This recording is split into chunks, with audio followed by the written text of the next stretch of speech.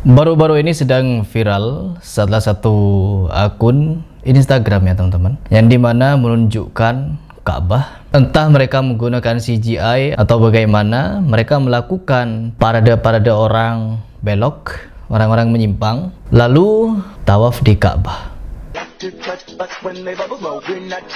Ini jelas penistaan teman-teman, ini jelas penghinaan, yang dimana dulu pernah saya bahas juga orang-orang seperti ini yang melakukan hal-hal serupa yang membuat replika juga namun dengan berwarna pelangi. Pernah saya bahas jauh-jauh dulu, dan akun yang sama. Ternyata akun ini semakin serius sampai-sampai membuat replika sedemikian rupa. Na'udzubillah min dzalik.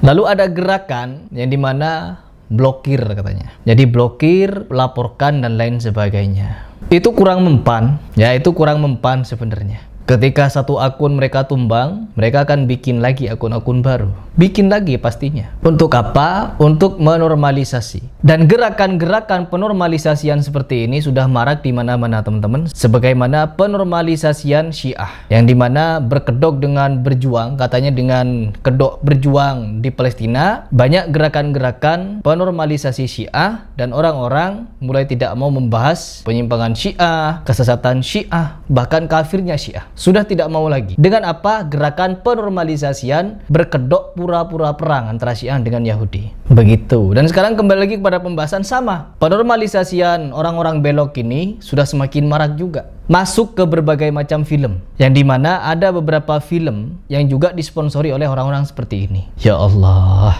Dan korbannya banyak teman-teman. Korbannya banyak pasti. Kenapa? Normal loh. Sudah dinormalisasi. Sebagaimana ini fitrah. Ada manusia yang normal, ada yang tidak normal. Fitrah. Dianggap sudah mulai fitrah. Penyimpangan yang sangat-sangat berat ini pertanggungjawabannya. Yang dimana dulu sampai-sampai saking memang dari zamannya Nabi Lut sampai hari ini orang-orang belok ini akan selalu ada. Karena apa? Ya untuk melanjutkan dakwah. Kalau orang-orang belok, orang-orang misalkan kita taruh kepada beberapa penyimpangan dan kesesatan. Semua penyimpangan, kenapa ini ada di muka bumi? Ya agar kita selalu berdakwah. Dakwah hanya untuk ulama, dakwah hanya untuk ustadz, dakwah hanya untuk para dai. No.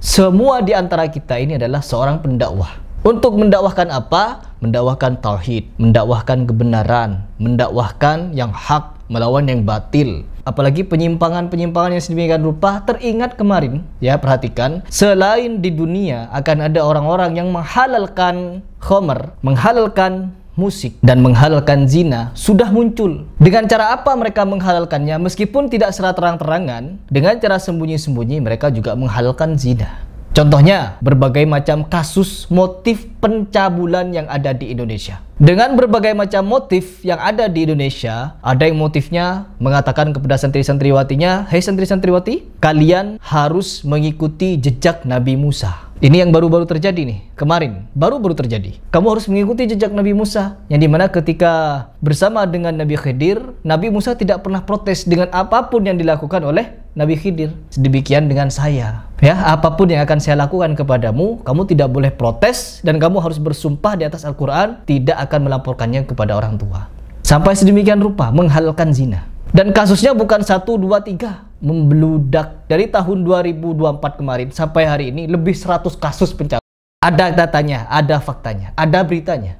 Mulai dihalalkan. Munculnya ulama-ulama yang menghalalkan yang haram sudah. Asy-Syu'ara, surah pemusik. Ketika jelas di situ Nabi Muhammad SAW menyatakan kelak akan ada orang yang menghalalkan sutra bagi laki-laki, menghalalkan khamr, menghalalkan zina, dan menghalalkan musik. Muncul memang teman-teman. Dengan dalih apa? Asy-Syu'ara, surah pemusik. Dan berbagai macam alibi lainnya dari berbagai macam jenis ustadz yang mau menghalalkan musik. Agar kalian tahu, ketika keempat imam mazhab sepakat dengan haramnya musik, apalagi dinyanyi-nyanyikan oleh seorang perempuan, di zaman akhir ini banyak orang berlomba-lomba mencari dalih untuk menghalalkan musik. Akan bermunculan, ya, karena sudah sejak zaman dahulu teman-teman, dari sejak zamannya Nabi sampai hari ini semua kemungkaran akan tetap selalu ada. Sunnatullah sudah. Sebagaimana dengan LGBT. Apakah di zaman Nabi Muhammad SAW tidak ada LGBT?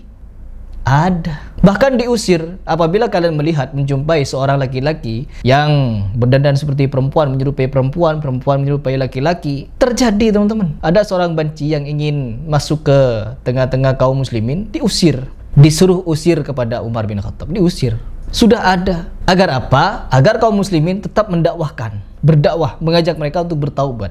Dan semakin parah. Semakin akhir akan semakin parah teman-teman. Yang halal akan diharamkan, yang haram akan dihalalkan. Pokoknya dibolak-balik sedemikian rupa. Sehingga apa? Akan banyak penyimpangan dan sedikit dakwah. Apalagi penggembos dakwah. Penggembosan dakwah sekarang sudah semakin banyak. Penormalisasian Syiah semakin banyak. Penormalisasian LGBT semakin marak. Agar apa? Agar kita ya enggak, mereka itu sama manusia kok. Biarkan mereka mau ngapain saja, itu hak mereka, hak asasi manusia. Menyimpang seksual ya hidup-hidup dia yang menikmati dan lain sebagainya. Akan ada pernyataan sedemikian ini nanti. Karena apa? Tugas kita memang untuk mendakwah. Kemarin ada berita seorang imam masjid, kalau tidak salah imam ya. Dia mendeklarasikan bahwa dirinya seorang gay. Akhirnya tidak menunggu waktu lama ditembak mati, teman-teman. Ditembak mati, ya. Keras. Kalau mengingat juga ada beberapa cerita pada zaman dulu itu ya, orang-orang seperti ini diarak sampai ke ujung bangunan yang paling tinggi lalu dilempar. Ada yang sampai seperti itu. Agar menjadi jera, agar jera. Hukuman itu keras untuk membuat orang jera, tidak melakukan kesalahan, tidak melakukan kemungkaran. Tapi sekarang apa? Terang-terangan, dinormalisasi. Dan akhirnya di mana-mana ada parade-parade, terus apa namanya tuh? Pesta-pesta mereka. Ya, kita harus semakin tegas memang. Mendakwahkan seperti ini kita harus juga tegas. Agar apa? Agar tidak lagi ada orang-orang yang tertipu dengan hal-hal seperti ini. Apalagi dengan modus-modus mereka yang mengajak orang ikut kepada faham-faham seperti itu. Lalu apa? Menyebarkan virus-virus najis ini kepada orang-orang atau generasi muda kita di masa depan. Lalu bagaimana sikap kita terhadap penyimpangan ini? Ya, kita harus bersama-sama teman-teman menghancurkan faham-faham seperti ini dari akarnya. Ya, dari akarnya. Bahkan sampai prihatinnya Kang Deddy Mulyadi kemarin ingin mengajak pemuda-pemudi kita untuk ya sementara dimasukkan ke barak militer.